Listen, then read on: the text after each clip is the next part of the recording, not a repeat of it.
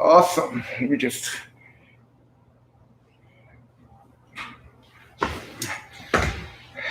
I'm live. We are live. I'll edit this at the end. All right. What's up, everybody? Welcome to my channel. We're streaming through different places. My YouTube channel, my Instagram, and then his Instagram as well. Thank you again for coming into my channel. For those that will join or see later on, on my channel, I focus on my financial journey along with my wife. And since we're becoming debt free, God willing, next year, we're gonna we talk about budgeting, management, tips and all that kind of stuff. And I just recently started doing interviews. And today I have my friend and brother in Christ, Rodlin Gelin. Sakpase, my brother. That's what's up. Yes. But yeah, man, I'm happy. This is actually the first interview that I have in person, especially because he only lives like 5 minutes away from me, and soon he'll be my little neighbor in a couple of weeks. All right, and he's my other coworker. So if you haven't watched my other interview with my other coworker, Jesus, make sure you look for that video as well. All right, sure. So we're gonna get started. So I'm gonna read very quick a little bit of your bio. All right, so people can know who you are. All right, so Rodlin Gelin was born on October 28th, 1986 in Miami, Florida, to Haitian parents Jerome and Filona Gelin.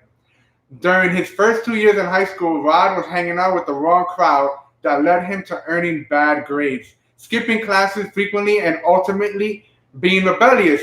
This has affected him deeply, leading him to depression and having suicidal thoughts. He later heard the gospel while attending a meeting after school from a friend he went to church with, and from that day, Rod accepted Jesus Christ in 2004. The heartbeat behind Rod's music is Jesus Christ. Rod shares his personal story for the gospel of Christ, that those who haven't received Jesus as their personal Lord and Savior may receive salvation. Rod's musical style is mostly hip-hop with elements of other genres, which is pop, rock, R&B, and alternative and soul. Rod has experienced great success as a music producer, earning music placements with Ralph Lauren, E! Network, MTV, and working with various artists. He opened for Braille and Propaganda during Braille's Native Lungs Tour in 2011. And in 2013, Rod has released his EP called Hello Society at Second Avenue. After taking much time away from his music, Rod has grown his relationship with God, becoming involved in the church and his community. With much patience and prayer, Rod has returned to recording and releasing music. And one of his quotes is, "I have a story to tell, and God wants me to tell it this way." Yeah. It's impressive, man. It's impressive. Well, yeah, for sure. Again, I want to thank you for coming in, and in person. Yeah. I've been having this idea for a while, and I was like, yo, let me hit Rod up, especially that you live, nearby and whatnot. So I'm gonna keep having more interviews, and the purpose of all this is, even though I may know you, the people to know you. Yeah. But the purpose is for people to get to know who you are. Anybody that has ministry, businesses, or just simply I want to know their testimony, how they came to Christ, or what is it that they're doing in their life. So we're gonna get started with some questions again. Just thank you for coming in. All right. Cool. Sure. Number one. How are you and your family doing during the pandemic? Oh, man. We've been, by the grace of God, very, very uncovered by Him. And we've been doing very well. We've been very stable. So it's been a shift for us. But God has really covered us. And, for me, personally, just like really being more disciplined with my time, being more mindful of my time, and just doing things that is challenging me to, aim higher. Yeah. So it's really been good. It's really been good. God has covered us. I was really worried because, my mom is 70 and she currently has diabetes. So I go out. I love to go out, but I'm always careful. So I'm not, just in case I get it, I don't want to pass it on to her. Exactly. So but throughout all of that, we've been great. God has really blessed us, and I can't be any more thankful, right? So, yeah, man. Yeah. That's awesome. So we already know that you're from Miami. You were born and raised in Miami. You know, your parents, you have a Haitian descent, you know, and we share the same island, you know, Dominican Republic and Haitian, you know, we come together, right? Yeah. Tell me, how was it growing up here in Miami? Growing up in Miami, you saw everything. You know, Miami's diverse. So growing up there, it was just, that's what it was. So I'm from North Miami, been raised there for most of my life. So, you know, just growing there, it's kind of like, you know, it's not too far. You know, Haiti is, you know, I've been to Haiti a few times, so it's, you know, it's definitely different from Miami. But at the same time, just being in that area, it just reminds you of Haiti. So, you know, being exposed to different, you know, cultures, and of course with that, with the food and with the music. So it's been great. It's been challenging as well. So it's been like, you know, you gotta, you know, hold your ground. You know, you gotta just stay focused. And that's what my family was all about. You know, stay focused, get your education, and make the best of your life. So growing up there, it's been good. That's cool. I've seen some crazy moments as well. So, you know, that's awesome. That's awesome. Yeah, so sure. While you were growing up, you know, as I mentioned in your bio, you know, there was a rough time you had, you know, in your life. Yeah.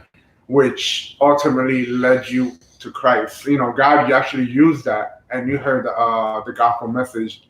Tell me about that journey to Christ. Yeah, bro. So I grew up in church. About 10, 11, you know, I got baptized when I was 11 in 1999. So I'm showing you my age, yes. Yeah, so you can calculate that if you like.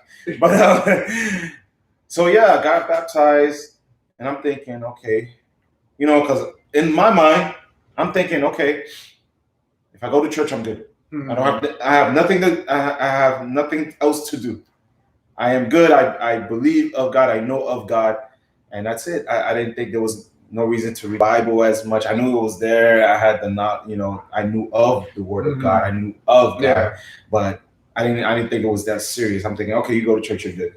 If you're a good person, you do this, then you have nothing to worry about. So I had that limited mindset, and of course, learning.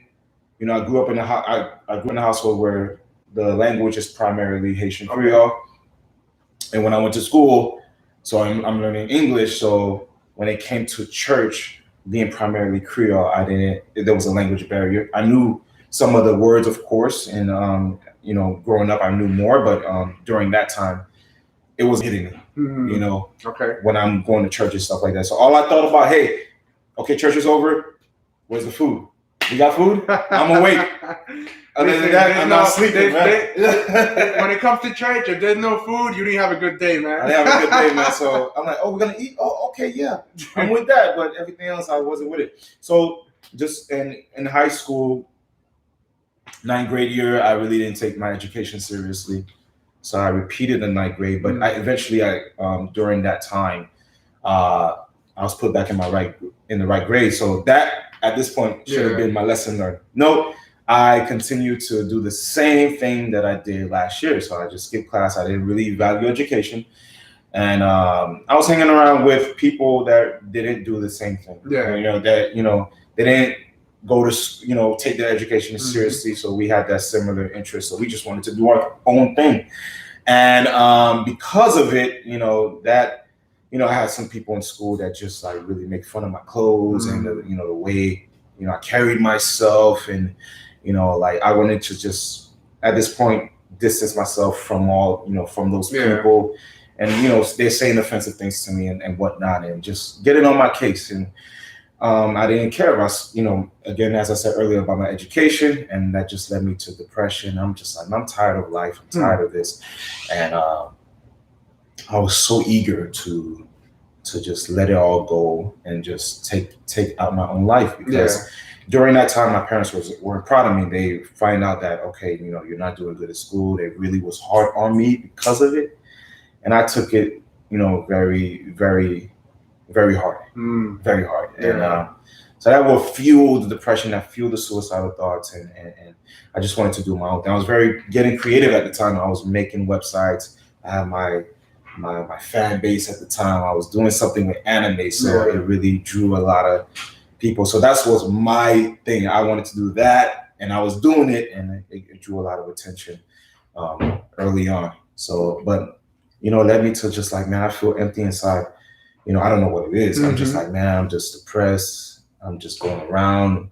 I'm just like not in a good mood with every single body in the school. So I'm just like, man, I'm about to take it. After just hearing from what I heard from my parents, I just wanted to, at this moment, I really wanted to take my own life. I'm just like, all right, I'm having these thoughts in my head and I'm ready.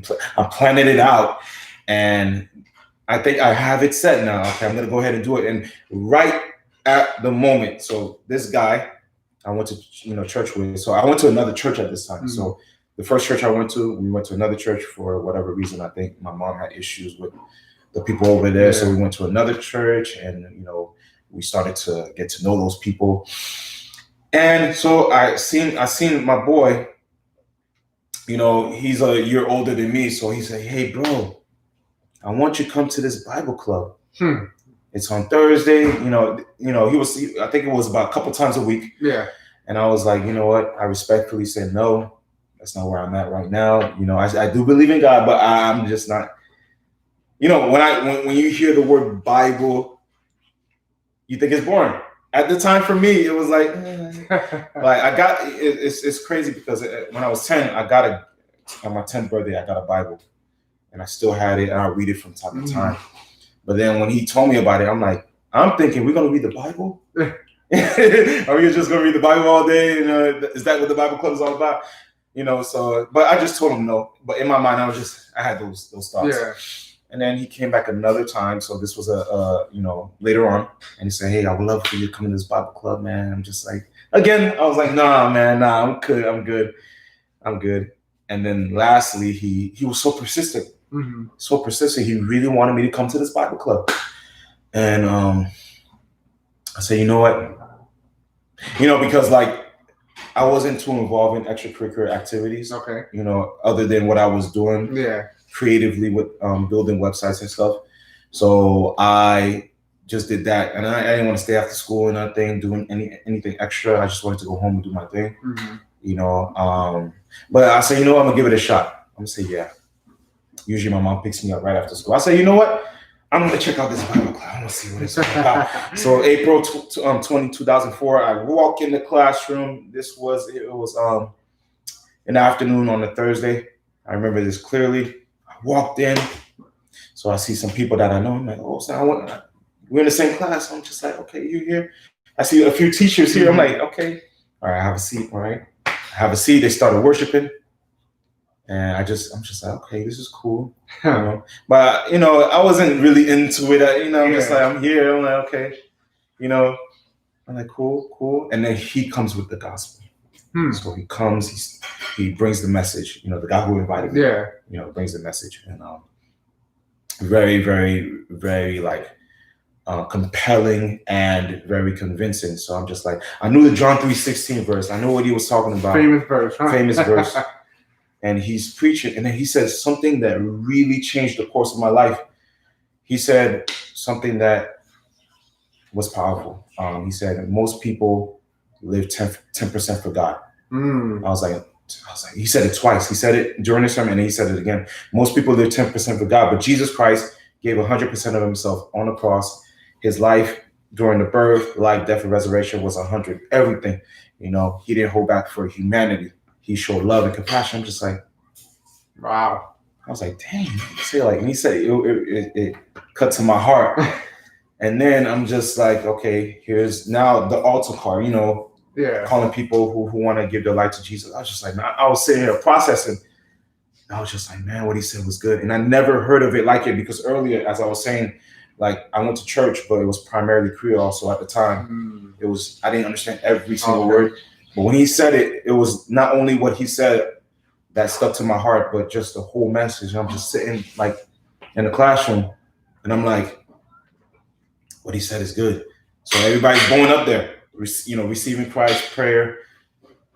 I just like there was a part of me where I just like I don't want to go, but I'm like, but what he said was so good. And I should go, man. I'm gonna take a step forward. I'm taking a step forward. So they prayed for all of us, and from that day, like that was it. It was on. It was on. It was on, man. And I was like, like it was so. It was just like I can't turn. I can't say no. I gotta walk forward and say, you know what? I really haven't been living for God. I've been on that. I am on that 10%. Yeah. Like I haven't been doing all those things. And it's more than just like a heart thing, not more of your hands. It's more of where's the condition of your heart. More than just how many things you do for God. Yeah. So that's what it was. And now I know. Reflected back on it. And I was like, man, from that day forward, I kept coming to the Bible club. I kept coming. I'm like, okay. I told my mom, hey, mom, man, I went to the Bible club, man. And, it was so amazing. And then she really was happy to hear that, because she was actually praying for me before, like, like she knew that I was going on a dark path. Yeah. And the Lord, and from that day, it was a process, of course, like during the years later, it was a lukewarm life that I lived, but I never forget that day. I never forgot. I started to read the Bible more as a result. I started to seek God more as a result, but I was still living a life that was lukewarm. And then later on, like about 7 years later, so everything is past, and I still am going to church, learning to know more about God, and just living a life of worship. Like there was this. I'm in college at this point. Graduated high school, so I'm in college at this point. And then I ran into this guy, Hakeem Rome, and then we had already similar interests because music. He's like the president of the music business club, and then later on he receives Christ and he becomes a small group leader. So he tells me about this Monday night small group at Christ Fellowship, the church I go to now. So this was in 2010, and I was like, you know what? He said something else that really stuck out to me, kind of similar to what the guy said to me who invited me to the Bible club. Okay. He said, man, it's not about our glory, but it's for his glory. We're just talking, just like, whoa. So it made me go back again to, am I living for God? Am I like living for his glory? I had to sit down with myself, and then I'll never forget that night. It was August 2010, so it's been over 10 years since I recommitted my life to Christ. Like I heard God just speaking to me, said, look, I want to show you some things that you've never seen, but you have to give up those things. I'm like, okay, you know what? Absolutely. You know what? And I heard it clearly. I'm just like, man. So I gave up a lot of the music that I used to listen to, and all the other habits that I had that wasn't honoring God. And I went forward, and from that day forward, I started to attend the Bible club every Monday night.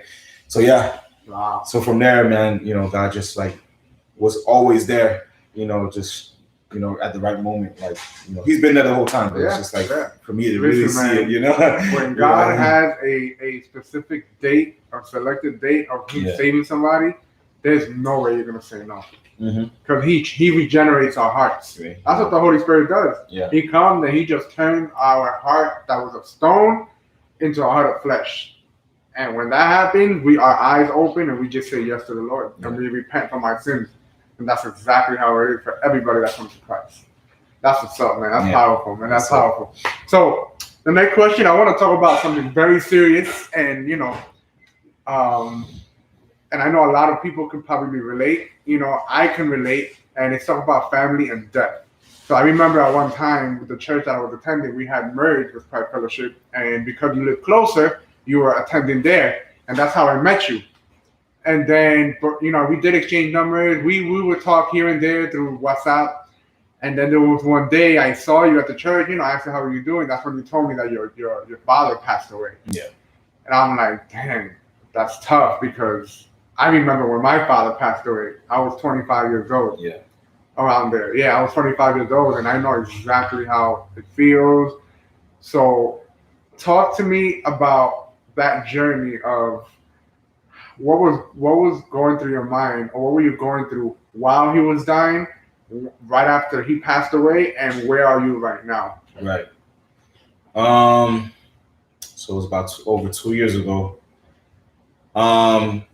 it's so funny because he went on. I was supposed to go on that trip actually because he went on a trip to Haiti. I was supposed to go, but the job at the time, because it was I was working retail. I couldn't. They call it, of course, a freeze, where you couldn't take certain days off because of the holiday season. Yeah. So I went to Haiti August 2017. This was my last time going there. I had a beautiful time. My dad couldn't go with me at the time. It's been a while. It's been like 15 years since I've been there. Oh wow. Before the last trip, and so they told me, hey, we do this thing every year. At the end of the year, I would love for you to come. And I'm like, okay, I would love to come, but I gotta see. So I know I couldn't do it. So they say after October, you can't really take days off. We need you hands on deck. It's holiday season, okay? So my dad went instead, and it was crazy, man. Like I didn't even think that this. I know that everyone has an expiration day. We all have to leave this planet, but the reason why I didn't think that it was gonna happen because number one, he took care of himself. He had diabetes, but he took care of himself. Like as far as food is concerned, always being active. So he didn't slow down really. Even though he retired for about over 10 years. He was just living life, man. He retired. He's good. He has nothing to worry about. He was just, doing some other. He likes to keep himself active. Yeah. So whether it's like doing work on the house or the other house that he owned. So he was just always busy. And so New Year's Day was the last time I talked to him. I didn't even know. Like we talked New Year's Day, we talked on the phone, Happy New Year, and it was good to hear from him. He's doing good. So he said, man, I can't wait to see you. I look forward to seeing you, man, because it's been a while. So he went like the last week of December. He was going to come back on the 18th, the 19th, I believe. Yeah, the 19th of 2018. Last time I talked to him, because during that time, I wasn't able to make calls over there, but he was always, and I was so busy with work, so he can only call me. I can't call him to to Haiti, but he can call me, and based on my plan and stuff like that. But anyway, so Sunday night I was supposed to go to this thing called Winter Jam to go out. I wanted to see my band. I love Skillet. It's really cool band. Check them out if you have the time. So I'm like, man, I want to see them. Never seen them before. I love their music. And then, so on Sundays, what I like to do is visit my family because I was living on my own at the time. So on Sundays I always do that. If it's not Sunday, then it's another day. So what happened was, my mom said, my mom prepared the food. She cooks on Sunday, and she was like, okay, your dad's coming home tomorrow. And it's so funny because I was in service on that Sunday. My cousin called me out of the blue. Like, hey, why? Like in my mind, because he doesn't call me on a Sunday afternoon. Like, I'm like, I'll call him later. So so he tells me later, like hours later, my dad's in the hospital. I'm like, what? He's in the hospital. All right, what's going on? So he's not telling at this. Well, what I found out later is he already died. Oh wow! He already died. Like wow. But they had a hard time telling us. Yeah, so yeah. So that they was trying to kind of like tell me he's in the hospital. I'm like, why is he in the hospital? That's tough. You know what I mean? So they say, I'll get back to you. And then actually he tells me that, and then I told my mom. Because I was already visiting her. I'm in the living room, and I went to the kitchen. She's preparing the food. Hey, Isaac, BB, he said, Dad, he's in the hospital.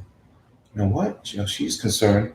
So she calls another cousin that is in Haiti, because the cousin that called me is in New York. Okay. And then the other cousin is in Haiti, my other cousin. So we call him, and I'm like, yo, what's going on? And she's asking a lot of questions, and she wants to know what's going on over there. Like, he's in the hospital and things of that nature, and he's in the hospital, XYZ. And okay, well, see if you can get him to get on a plane to come back to Miami, because he was supposed to come back the next day. Yeah. And then he says to her, oh, he cannot get on the plane. what are you talking about? You can't get on the plane. So I'm hearing the conversation, like, I'm in the living room. I'm just like, okay, what's going on? Like, yo, what's going on? And you know, what you mean you can't get on the plane? Like, you know, and you know, he tells her that, you know, doctors say there's no hope. Wow. I was like, there's no hope. I'm what? All right, I'm worried. I'm like, yo, no hope. Like, but he didn't tell her that, like he passed away. So he had to, like, she had to really bring it out of him because he didn't want to tell us himself. So he's coming up, you know, coming with answers like to beat around the bush. And I'm just like, man. And then, like, I'm outside. I'm talking to the people I was supposed to go to the concert with that night. I said, look, my father's in the hospital. Can't come tonight. Can you please pray for me? And and I'm on the phone with my boy, and I'm like, yo, can you please pray for me, man? My dad's in the hospital. Then my mom, around 7 o'clock, said he died. I'm just like, I started screaming in the streets. Yeah, man. And then my mom's friend had to calm me down because he was there too. Yeah, it was so crazy. And I had to tell him, it was crazy, man. And then I had to tell, I'm like, I got to tell my brother. He's at work right now. Oh, man. I ain't looking good. All right, so it's just like he had to come in right away. He came in right away. He started crying on the floor. We all cried and everything like that. Then I told my sister about it, you know, and it was crazy. Yeah, it was crazy. My wife at the time, I told her, she was very heartbroken. Yeah, it was very devastating. And yeah, I'm just like, okay, there's a lot of things that need to change right now. So I'm like, oh shoot. Yeah. I'm like, it was painful. And then the funeral process was like crazy. It was crazy, man. And then we had to ship the body back here because my mom wanted the funeral. Oh, okay. She didn't want the funeral here. She wanted the funeral here in Miami. Yeah. You know, so yeah, we, you know, got the money to do it. You know, we already had the money, to do it. Yeah, it was just very hard. Wow. And still today, man, it's just like, man, I do miss him, man. Yeah, he was a great father, man. Like, always been there for us. Make sure that we were taken care of, and he gave wonderful advices and very wonderful advice about life, you know. And yeah, man, I was just like, although I don't have him anymore, I realized at this point that, you know, that before that I do have a heavenly Father that loves me. He's eternal, he's loving, and he's full of grace, and also a God that is just, you know. Yeah, man. So yeah, it was crazy, man. That's deep. So now that he, you know, passed away, and I'm pretty sure you've thought a lot about your past and, you know, growing up with him or you know, spending time with him. What are like some joyful memories have you had with him? Oh man, just riding in the car together. Him, you know, coming to my room, we'll just talk. Yeah. You know, we always have the moments of talking and you know, going on trips. Whether it's New York, Key West, just having those moments of just having that, you know, the one-on-one talks are the really special moments. Even times when my mom had like issues with my dad, he would come to my apartment and just like, hey, just come stay over here. And we'll just talk, man. We'll just talk about life, man. Some days I'll be on the phone, you know, I visit him. Right. And yeah, we had those moments, man. It was good. So it was really good moments. And you know, like even when I was in trouble, like when I was like, oh, you'll beat me, yeah. You know, when you know, in the Haitian household, you get the beating, you know what I mean? Caribbean, you don't play with Caribbean. The Caribbean is discipline, but he talks to me though. Yeah. And he will say certain things, like as far as finance, like he will say, like, you know, if you have $1, make the best use out of that dollar. You know, and I'll never forget that. And then, you know, you gotta have a economic mindset, no matter how much money you have. Like, and another thing he would tell me is, even when I was like rebellious, he said a lot of things about life, and he would say, hey, you may call me crazy, you may think I'm crazy now, but one day you'll see. And I'll be like, now some of the things he said, I was just like, oh snap, now I'm an adult, and like now I'm like, okay, he did say that. Yeah, I remember that. You know? So yeah, for sure. That's what's up. Yeah. That's what's up. So let's switch the gear now. What are your hobbies? I love to be active, man. When the sun is up, I want to do something. So as far as hobbies is concerned, I love to run. I love to work out. Another hobby is just like I like to play ball. If I have a ball, I shoot around. You know, I'm not the best player. Yeah. I love to you know, just keep my body active. I love reading. You know, I love the books that you have here. You know, I love, you know, spending time with God. I mean, that's not a hobby, but that's more of a relationship. But and music, of course, man, it started off as a hobby, but now it's more of on a professional level where I'm just, you know, putting it out there and working with different artists. Right now I'm working with different producers, you know, to, you know, create something that will be, you know, memorable, and that's something that's just out there. Yeah. Something that creates memories. That's what I like about making music, you know, because there's when you create it in this particular time, there is a memory that's attached to it. Why did you create it? Okay, what sentiment are you trying to bring on this record and stuff like that? So, you know, that's my hobbies, man. My hobbies are really, you know, besides, you know, making music for artists, I do making music in general, just having a good time doing that and just keeping myself like fit and also just keeping myself focused.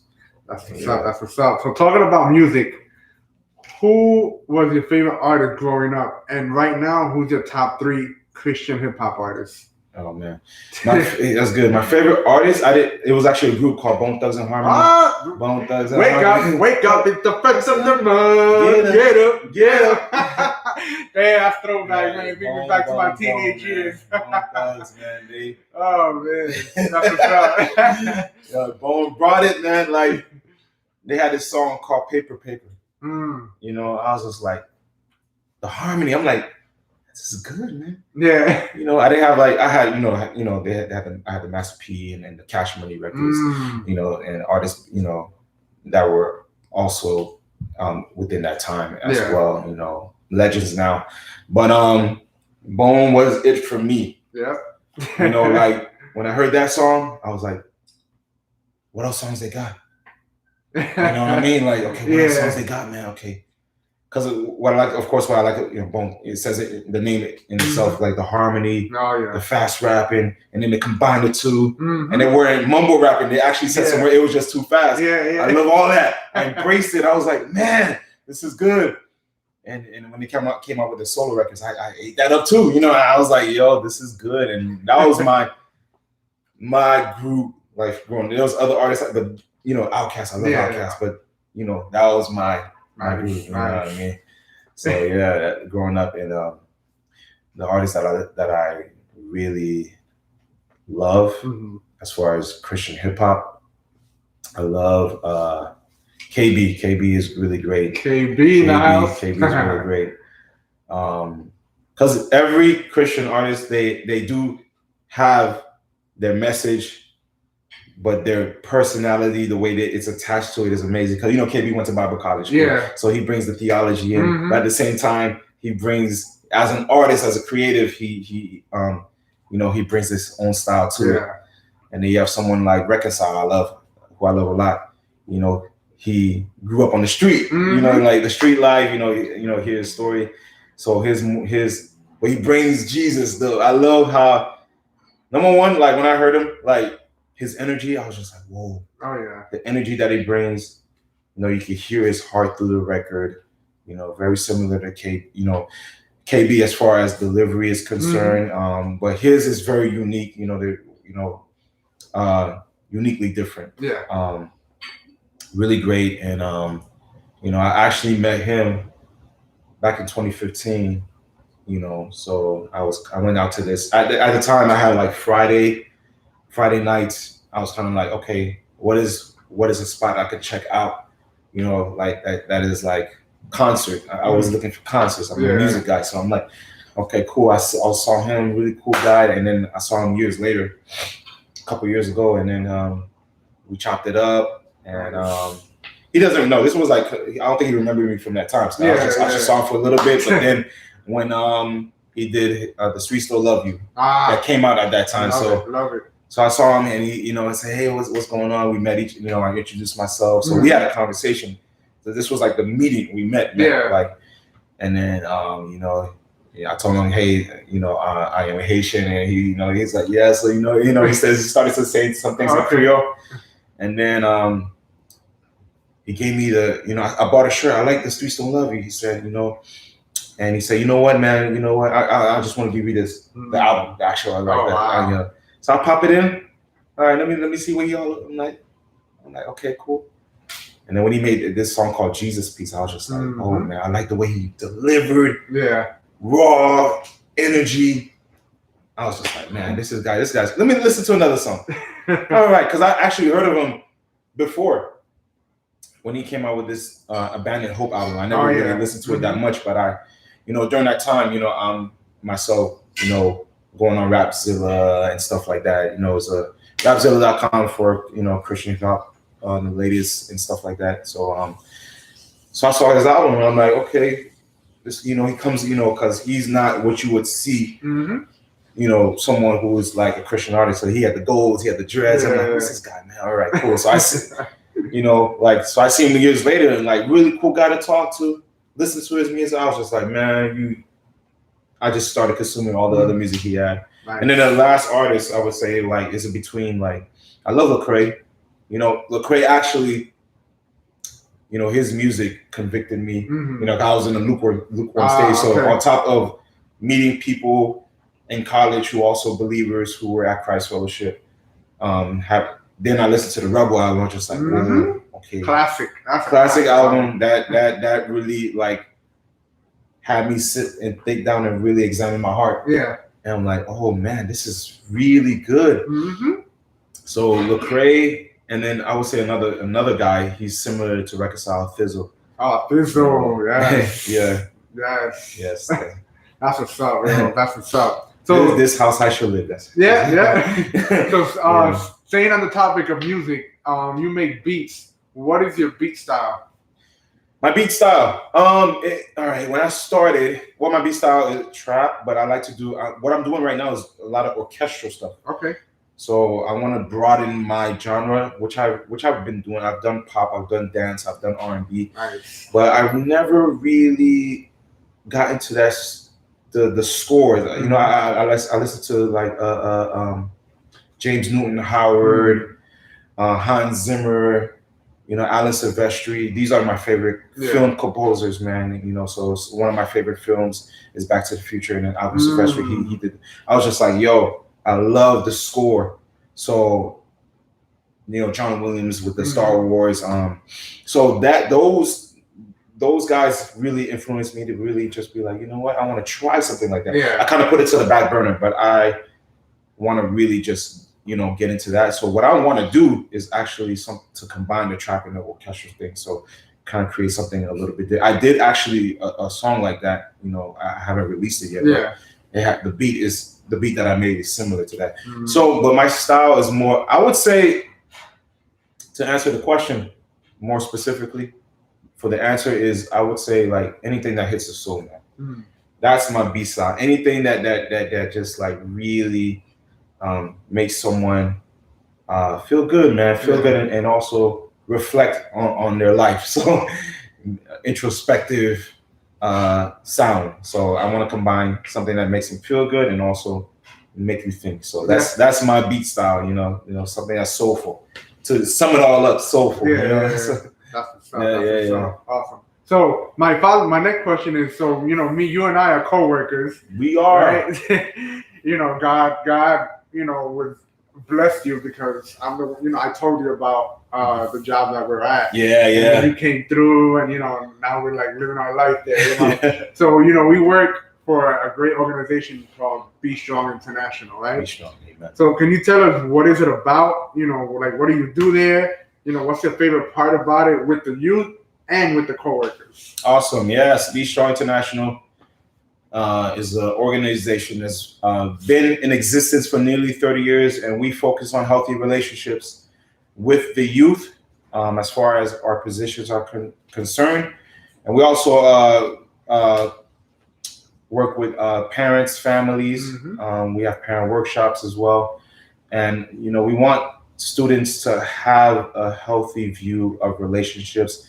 There's a lot of things online where they are consumed that's telling them the wrong thing about healthy relationships. So it's a privilege to serve and just be a light to the youth and giving them a reason to value themselves and to really look at what it means to have a meaningful relationship. And we also talk about financial literacy, which is a great component in what we do with the curriculum that we have.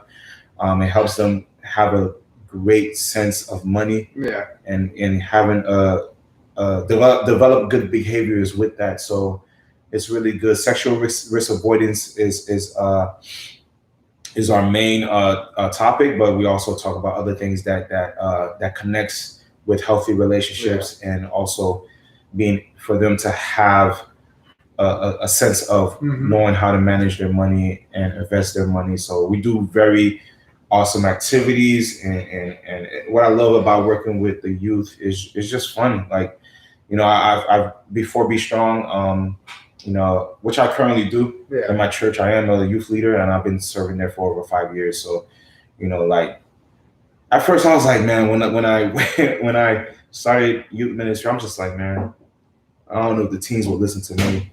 I don't know if that I will have as much patience with them. So but throughout the time, praise God, like, I've developed great relationships with some of the teens. They'll call me up, be like, hey man, this is what I read from the Bible today. Hey, like, tomorrow I'm going out on a run with one of the youth because he wants to run. So it's like, having that patience and allowing God to just be involved in leading me, and has really been a great deal for being, contribute to Be Strong International. And it's beautiful. It's beautiful, and the culture of the workplace is amazing. It's not just you're just coming in and just doing the work. You also are being developed. So it's when we teach the students, we also look at our lives and be like, okay, I wish I had that when I was their age. So, but we still have, as youth facilitators, we have the opportunity to look at the lessons that we're teaching them, and just look at our own lives and reflect and say, wow, how can I make my relationship, whether it's friends, whether it's family, healthy? What are some ways I can communicate better as a person and establish trust with that person, or being more reliable with the people that are in my life, or making time. What is the love language of the person that I'm very close to, or like, so all these things that really sums up of why we are passionate for it, because it's God given, was God sent. Because it's so funny because like, before that, I was trying to get out of my night job. I was working. So for 5 years I was working at a night job, and I was just getting tired of it. Like, I thank God for, like, using me there to talk to some people about Jesus, but at the same time, I was just like, man, God, I'm tired of this.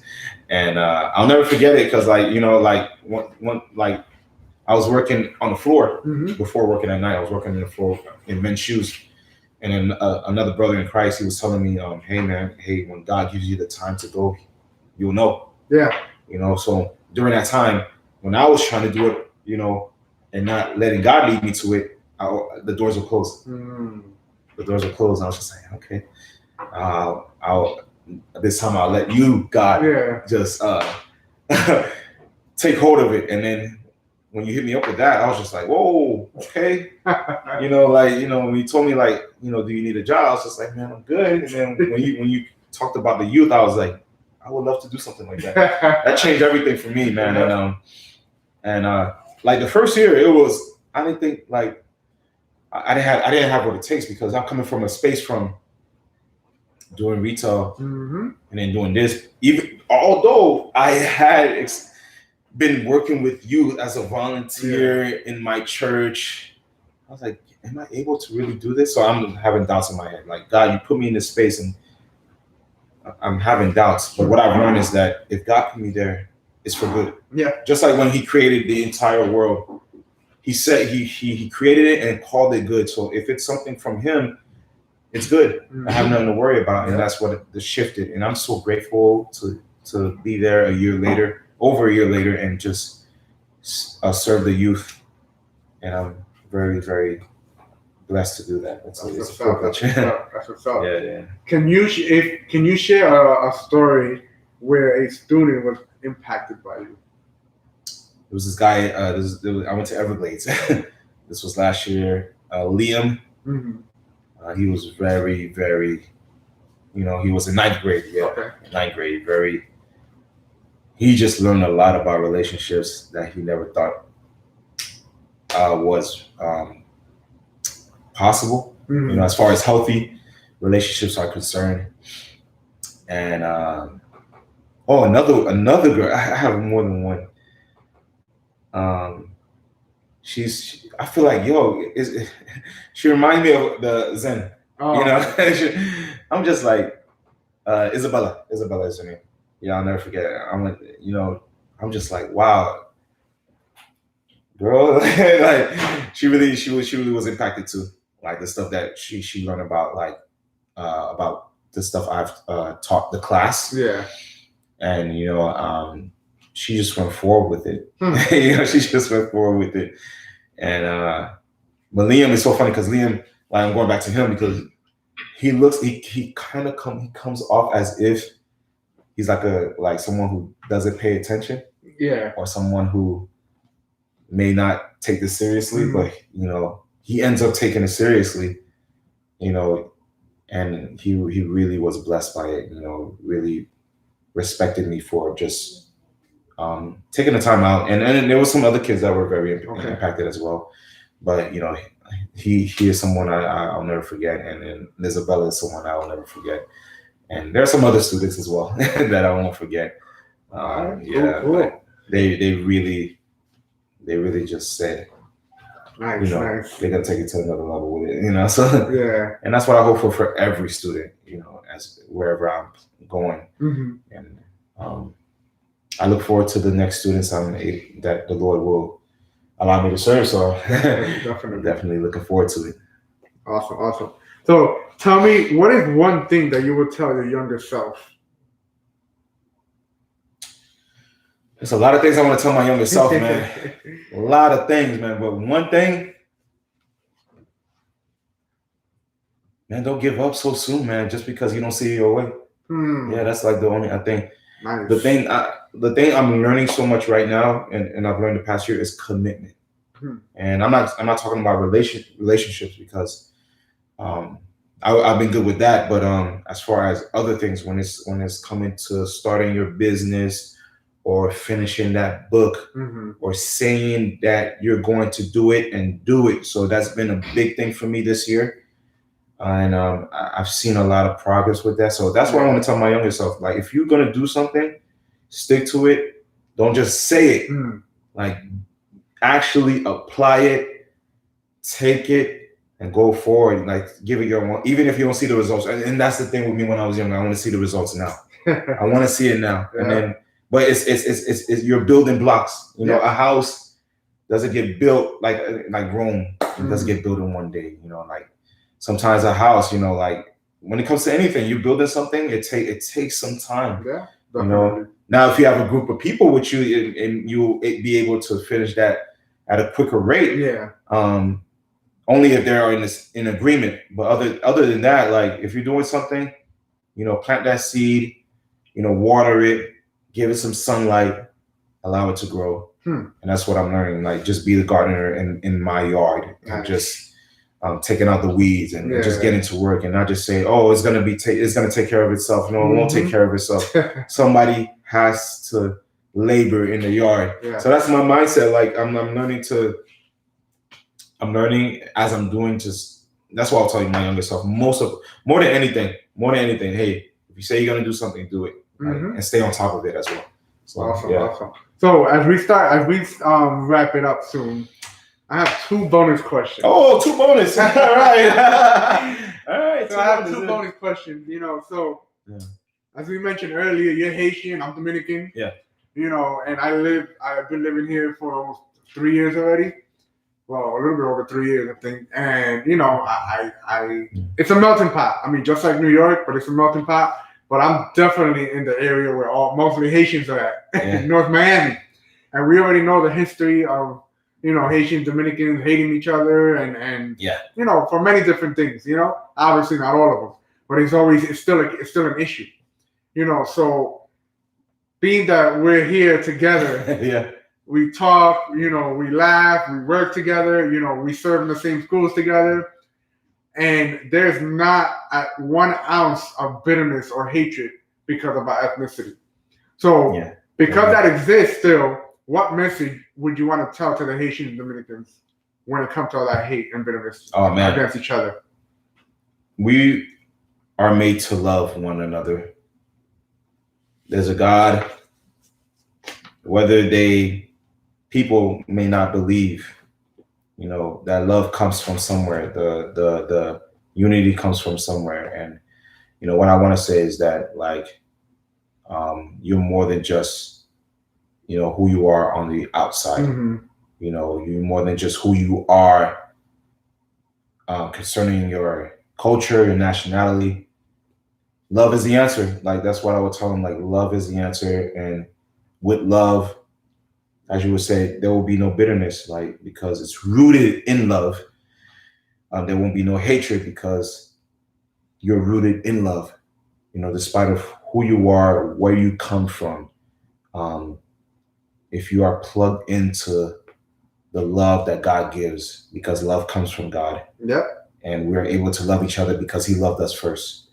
So, you know, and it's time. And another thing is, time is short, you know, like, it's going to be 2021 in a few months. So, and this year alone should give us a reason to not be bitter and not be angry and not be hatred towards one another. And I think a lot of it can help a lot with that. Is, you know, just us, you know, the younger generation of, you know, right now we have no bitterness, as you said earlier. And if that's the case when it comes to the older generation, then hey, look at your children. Look at your children's children. Look at the unity because of love. Look at the grace and forgiveness they have for one another because of love. And not all of it, we don't get it right all the time. There's some areas that can be improved and will be improved by the grace of God. And that's what we need to do.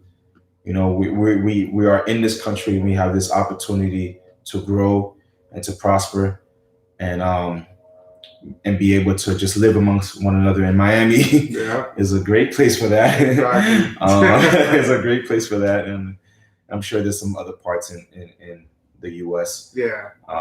New York. Definitely New York. So that's what I want to tell, like, you know, if there is hatred, what is the opposite of that? You know, love. Love is the answer. Listen, my future kids are gonna be Dominican and Haitians because my wife is Haitian. So that's what you see. I mean, I rep the Haitian flag. I have Haitian flags in my car. I have one in my bedroom, and my Dominican flag. Like, I ain't got hate for no Haitians or any ethnicity. You know, you know, God is love. I love God. I'm gonna love all people. Will I get annoyed with certain people? Of course. Well, I dislike something about certain things that people do? Of course. But I don't have any hatred towards any Haitian or any ethnicity.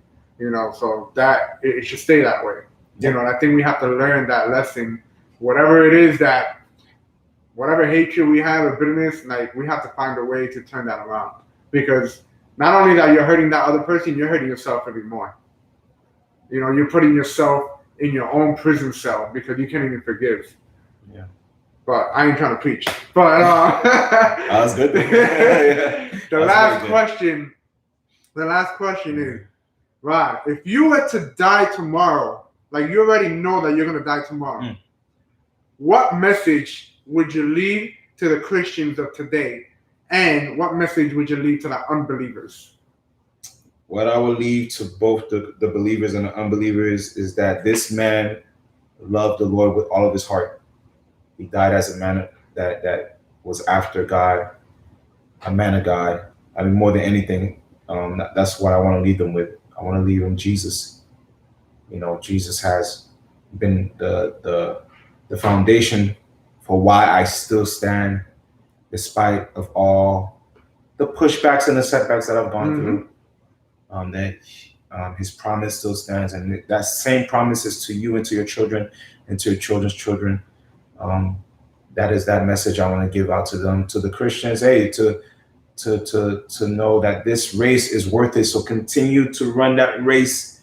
You have temptations, but wait a minute, continue to go forward. Don't look to the left, don't look to the right, but continue to run forward. A runner doesn't run to the side, a runner doesn't run backward.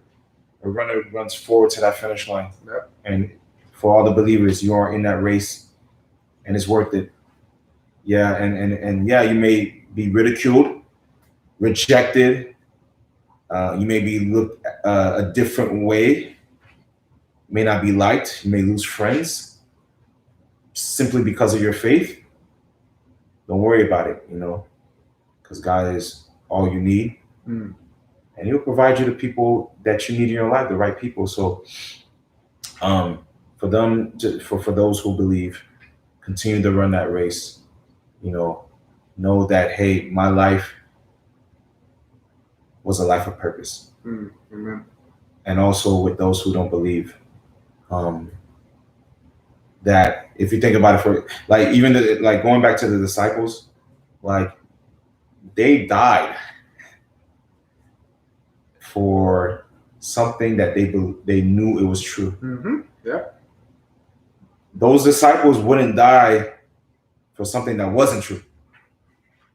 If it wasn't true, they would have been like, it was all like, don't kill me, or don't threaten my family, whatever the case is. So, but they died wholeheartedly because they knew that the person who is God in the flesh that they followed was real. Yeah. And it still is alive today, because he rose from the grave. So, I just want to leave them, hey, this man loved the Lord, and I want them to do the same. So that's why I want to leave with the unbelievers that, like I didn't, if the disciples didn't die for a lie, then I won't die for a lie either. And I know the truth is that Jesus is who he says he is. So that's why I want to leave. Amen. That's what's up. So this is the end of it, Rod. It was a pleasure having you. Thank you. Stranger to me, we see each other on Monday again at work. Yeah. But I just want to thank you guys for those that watch and like and that will watch later on. And I hope you guys are edified with everything that he said. At the same time, I want you guys to stay tuned for next Saturday. God willing, I am also interviewing another Haitian brother. All right, his name is Chris Noel, and he is also an artist as well. And I don't know him personally, but me and him have been, chatting or whatever. And he speaks Spanish. When I first met him or saw his video, I thought he was Dominican, but no, he's not. But he does have rap bars in Spanish and whatnot. So that is what's up. So very quick, Rod. Where can we find you? Oh, okay. So you can find me at newversionrecords.com.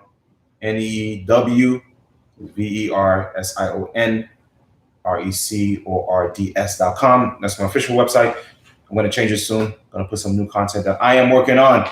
Can't wait to share. So on Instagram, it's ADLIBROD. ADLIBROD. Yeah. Awesome. I'm going to be putting all that stuff in the description so you guys can know. All right. So, all right, guys. Peace. Peace out. All right, man. Blessings.